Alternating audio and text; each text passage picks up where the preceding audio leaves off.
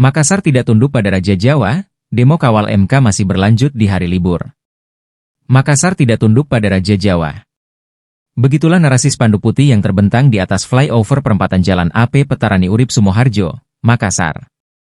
Narasi itu muncul setelah viral pernyataan Ketua Golkar terpilih Bahlil Lahadalia saat berpidato Musyawarah Nasional 11 Partai Golkar di Jakarta Convention Center, Jakarta, Rabu, 21 Agustus 2024.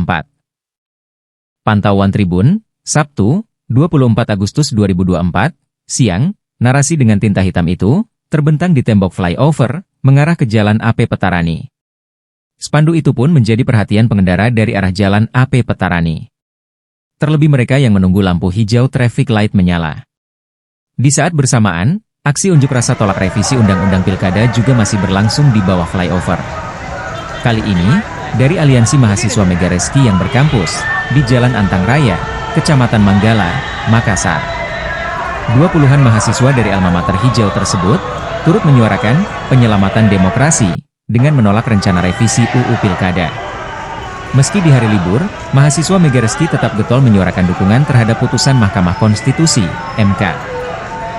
Tidak hanya di flyover, mahasiswa yang juga membentangkan spanduk Aliansi Mahasiswa Megareski Anti Presiden Otoriter tersebut juga berunjuk rasa depan kantor DPRD Sulsel, Jalan Urip Sumoharjo. Mereka long march atau berjalan kaki dari flyover ke gedung DPRD Sulsel. Setibanya depan kantor DPRD Sulsel, mahasiswa pendemo membakar ban tepat di gerbang masuk.